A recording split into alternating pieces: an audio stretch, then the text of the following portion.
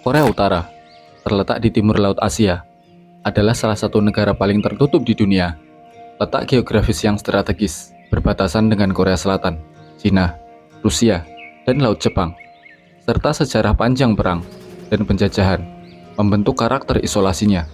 Setelah Perang Dunia Kedua dan Perang Korea, negara ini memilih jalur isolasi dengan ideologi Juche, menekankan kemandirian nasional. Di bawah kepemimpinan dinasti Kim, ketertutupan dijaga ketat melalui kontrol informasi, pengawasan perbatasan, dan pembatasan interaksi luar. Hal ini didasari ketakutan terhadap pengaruh asing yang dianggap dapat mengancam stabilitas dan ideologi negara. Ketertutupan ini menjadi cara pemerintah menjaga kekuasaan, menjadikan Korea Utara sebuah negara misterius dan penuh teka-teki.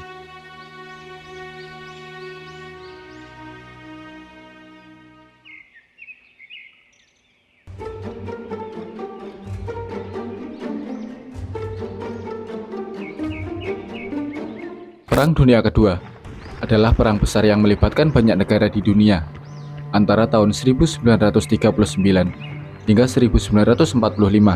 Perang ini terjadi antara blok sekutu melawan blok poros.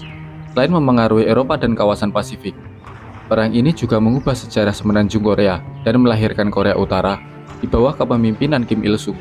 Korea berada di bawah penjajahan Jepang sejak tahun 1910. Selama penjajahan, rakyat Korea menghadapi penindasan budaya, larangan penggunaan bahasa Korea, dan eksploitasi sumber daya, serta tenaga kerja untuk mendukung kepentingan militer Jepang. Di tengah situasi ini, Kim Il-sung, yang lahir pada tahun 1912, muncul sebagai tokoh perlawanan. Kim lahir dengan nama Kim Song-ju dari ayah Kim Yong-jik dan ibu Kang Pan-suk. Kim memiliki dua adik laki-laki, Kim Chul-ju dan Kim Yong-ju. Kim Chul-ju meninggal saat melawan Jepang, dan Kim Yong-ju terlibat dalam pemerintah Korea Utara. Ia dianggap sebagai pewaris saudaranya, sebelum ia tidak lagi disukai. Keluarga Kim, bagian dari klan Jeonju Kim, dikatakan berasal dari Jeonju, Provinsi Jeolla Utara, pada tahun 1860. Kakek buyutnya, Kim Unggu, menetap di lingkungan Mangyongdae di Pyongyang. Kim dilaporkan lahir di desa kecil Mangyungbong, saat itu disebut Namni, dekat Pyongyang, pada tanggal 15 April 1912. Menurut biografi semi-resmi Kim, tahun 1964, ia lahir di rumah ibunya di Chingcheong dan kemudian tumbuh di Mangyungbong. Menurut Kim, keluarganya selalu selangkah dari kemiskinan. Kim mengatakan bahwa ia dibesarkan oleh keluarga Kristen Presbyterian yang sangat aktif. Kakek dari pihak ibunya adalah seorang pendeta Protestan, dan ayahnya bersekolah di sekolah misionaris, dan ia juga seorang penatua di gereja Presbyterian.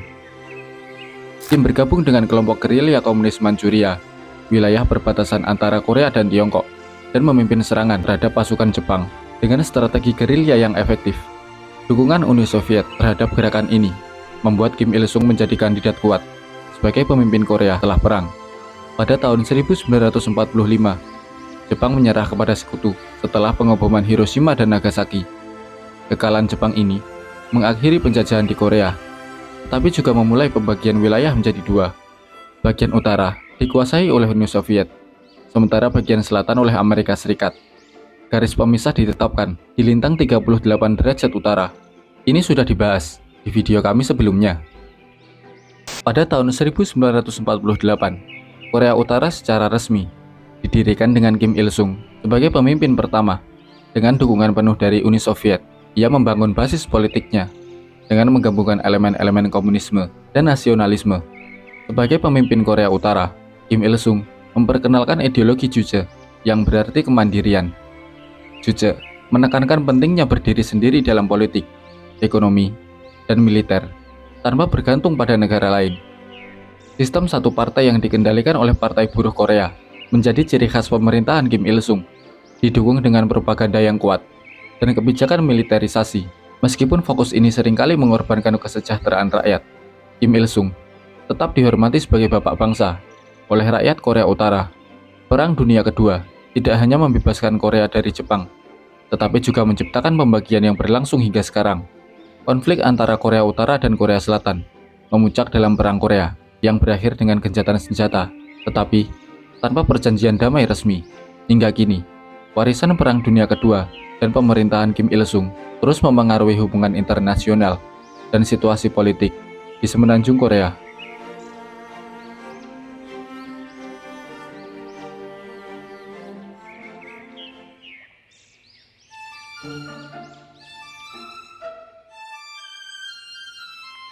Kim Jong-il lahir pada 16 Februari 1941 di Siberia, Rusia, dan menjadi pemimpin Korea Utara dari 1994 hingga 2011, menggantikan ayahnya Kim Il-sung.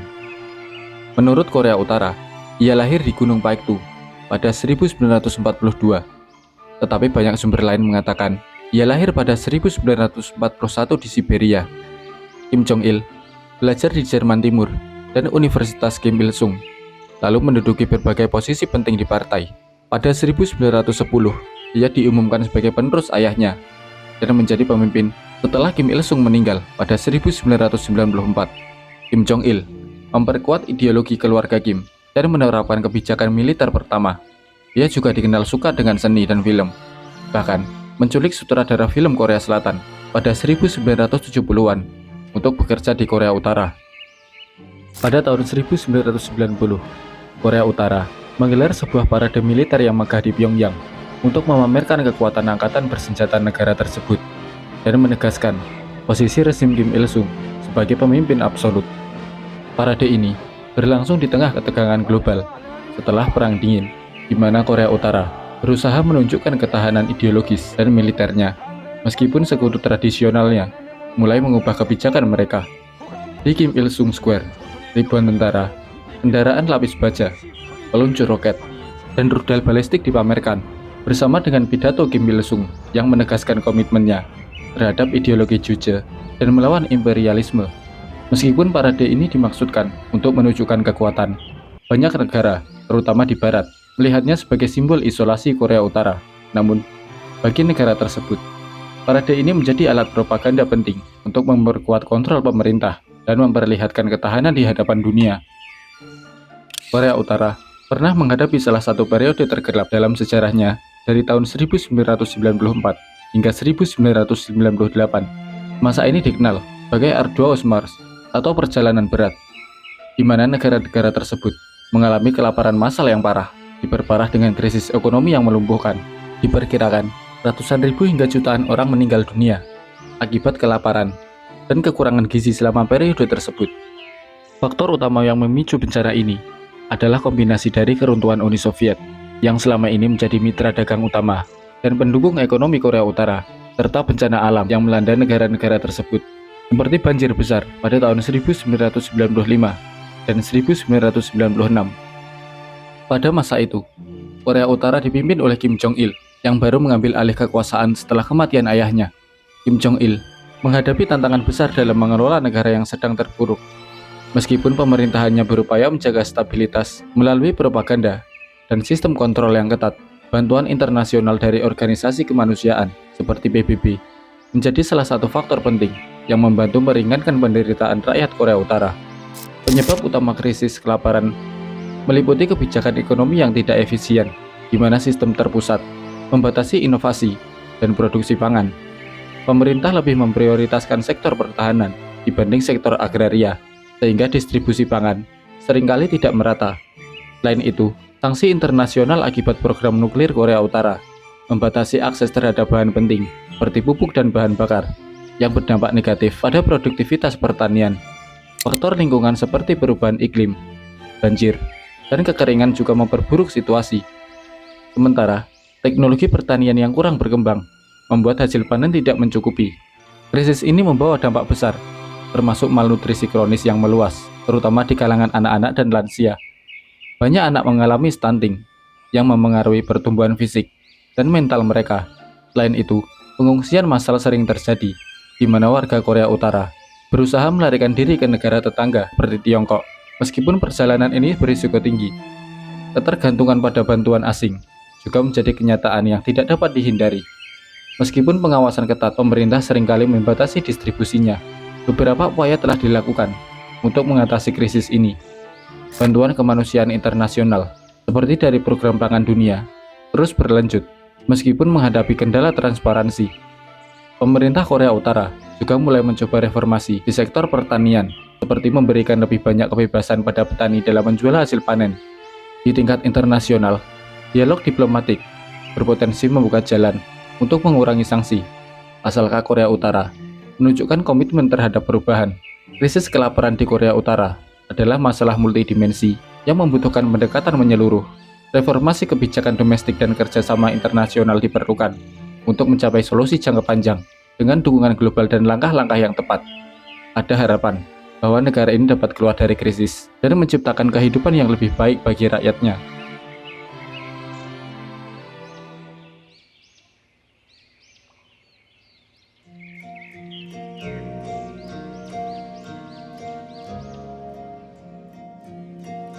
Kim Jong-un adalah pemimpin tertinggi Korea Utara sejak 2011, menggantikan ayahnya Kim Jong-il. Ia lahir pada 8 Januari 1984. Meskipun beberapa sumber menyebutkan tahun kelahirannya adalah 1983 atau 1982. Sebagai putra bungsu dari Kim Jong-il dan Ko Yong-hui, Kim Jong-un melanjutkan tradisi dinasti Kim yang telah memerintah Korea Utara sejak 1948. Kim Jong-un menghabiskan masa mudanya dengan bersekolah di Swiss menggunakan nama samaran. Di sana, ia mempelajari bahasa asing dan menunjukkan minat pada olahraga, terutama bola basket. Setelah kembali ke Korea Utara, ia melanjutkan pendidikan di Universitas Militer Kim Il Sung. Setelah kematian ayahnya pada 2011, Kim Jong-un dengan cepat mengonsolidasikan kekuasaan sebagai pemimpin Korea Utara. Ia melanjutkan program nuklir dan misil balistik yang memicu ketegangan internasional, tetapi juga mengambil langkah diplomatik bersejarah, seperti bertemu dengan Presiden Amerika Serikat Donald Trump dan Presiden Korea Selatan Moon Jae-in. Kim Jong-un menikah dengan Ri Sol-ju dan dilaporkan memiliki 3 anak. Meskipun informasi tentang kehidupannya sangat terbatas, ia dikenal sebagai penggemar berat bola basket. Kepemimpinannya dianggap kontroversial, dengan pujian atas diplomasi yang ia lakukan, namun juga kritik atas pelanggaran hak asasi manusia dan sistem otoriter di Korea Utara. Pengaruhnya di dunia internasional tetap signifikan, meskipun banyak tantangan yang dihadapi. Di bawah kepemimpinan Kim Jong-un, Korea Utara telah secara signifikan meningkatkan program pengembangan rudalnya, menarik perhatian dan kekhawatiran komunitas internasional. Pada 31 Oktober 2024, Korea Utara berhasil menguji coba rudal balistik antar benua atau ICBM Hwasong 19. Rudal ini diluncurkan dari Pyongyang pada pukul 7.10 waktu setempat, mencapai ketinggian maksimum 7.687,5 km dan terbang sejauh 1.001 km sebelum jatuh di perairan Laut Timur. Kim Jong-un menyatakan bahwa uji coba ini menegaskan posisi nuklir Korea Utara yang tidak dapat dibalikkan, serta menunjukkan kemauan untuk melawan terhadap ancaman eksternal.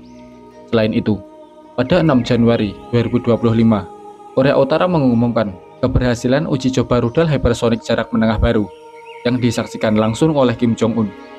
Rudal ini dilaporkan terbang sejauh 1.500 km dengan kecepatan hingga 12 kali kecepatan suara, mencapai ketinggian hampir 100 km sebelum mengenai target di lepas pantai timur.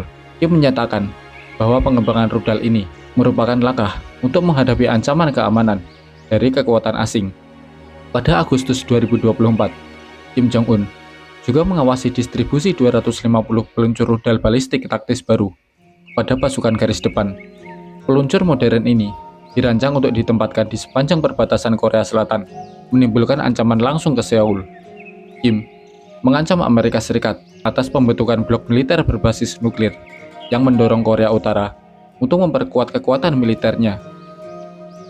Pada Juli 2019, Kim Jong-un menyatakan bahwa peluncuran 2 rudal jarak pendek merupakan peringatan terhadap Korea Selatan terkait rencana latihan militer bersama dengan Amerika Serikat. Uji coba tersebut melibatkan sistem pengontrol taktis senjata baru yang diklaim sulit ditangkal. Kim menegaskan bahwa negaranya terpaksa mengembangkan senjata untuk menghadapi potensi ancaman maupun ancaman. Korea Selatan dan Jepang segera mengecam tindakan ini. Jepang bahkan mengeluarkan peringatan darurat bagi warganya, mengingat jalur rudal melewati wilayah udara mereka. Amerika Serikat menyebut peluncuran ini sebagai provokasi serius dan menyerukan sanksi internasional yang lebih keras. Tindakan Korea Utara berdampak besar pada stabilitas regional dan global. Negara-negara tetangga merasa terancam, memicu perlombaan senjata di kawasan tersebut. Hubungan diplomatik Korea Utara dengan Cina dan Rusia yang biasanya mendukungnya juga terpengaruh. Kedua negara ini mulai menunjukkan ketidakpuasan terhadap tindakan yang dianggap merusak stabilitas kawasan. Reaksi internasional terhadap peluncuran rudal ini meliputi kecaman dan sanksi. Dewan Keamanan PBB telah mengadakan pertemuan darurat untuk membahas langkah-langkah lebih lanjut. Meski demikian, Korea Utara bersikeras bahwa program rudalnya adalah hak kedaulatan untuk melindungi negara dari ancaman asing. Kim Jong-un telah melakukan kunjungan ke sejumlah negara untuk memperkuat hubungan diplomatik dan membahas isu-isu strategis. Kim Jong-un melakukan beberapa kunjungan resmi ke Tiongkok untuk bertemu dengan Presiden Xi Jinping. Maret 2018, perjalanan pertama Kim ke luar negeri sebagai pemimpin Korea Utara. Pertemuan ini bertujuan memperkuat hubungan bilateral menjelang pertemuan puncak dengan Amerika Serikat. Mei 2018, Kim kembali ke Tiongkok untuk berdiskusi mengenai denuklirisasi dan sanksi internasional. Di Singapura pada 12 Juni 2018, ini adalah pertama kalinya seorang pemimpin Korea Utara bertemu langsung dengan Presiden Amerika Serikat. Pertemuan ini membahas isu denuklirisasi semenanjung Korea dan normalisasi hubungan bilateral. Januari 2019, perjalanan keempat ke Tiongkok untuk membahas hubungan strategis antara kedua negara. Vietnam, Februari 2019. Pada Februari 2019, Kim Jong-un melakukan perjalanan ke Hanoi, Vietnam untuk pertemuan kedua dengan Donald Trump. Meskipun pertemuan ini tidak menghasilkan kesepakatan konkret, perjalanan tersebut menandai upaya lanjutan Korea Utara untuk terlibat dalam dialog internasional. April 2019, Kim Jong-un mengunjungi Vladivostok untuk bertemu dengan Presiden Rusia, Vladimir Putin. Pertemuan ini membahas kerjasama ekonomi, hubungan bilateral, dan isu-isu strategis di kawasan. Ini adalah kunjungan pertama Kim ke Rusia sejak menjadi pemimpin Korea Utara. Zona demilitarisasi Korea, Juni 2019. Meskipun secara teknis, ini bukan perjalanan internasional. Pertemuan Kim Jong-un dengan Donald Trump di zona demilitarisasi Korea pada Juni 2019 merupakan momen bersejarah. Trump menjadi Presiden Amerika Serikat pertama yang menginjakkan kaki di wilayah Korea Utara selama pertemuan tersebut. Setiap perjalanan Kim Jong-un selalu melibatkan pengamanan yang ketat, dengan pengawalan khusus dan kontrol penuh terhadap media. Sebagian besar perjalanan Kim dilakukan dengan kereta khusus, termasuk perjalanan ke Tiongkok dan Rusia. Kereta ini dilengkapi fasilitas mewah dan teknologi keamanan canggih. Perjalanan-perjalanan ini seringkali memiliki tujuan simbolis untuk memperkuat citra internasional Korea Utara di tengah tekanan sanksi global.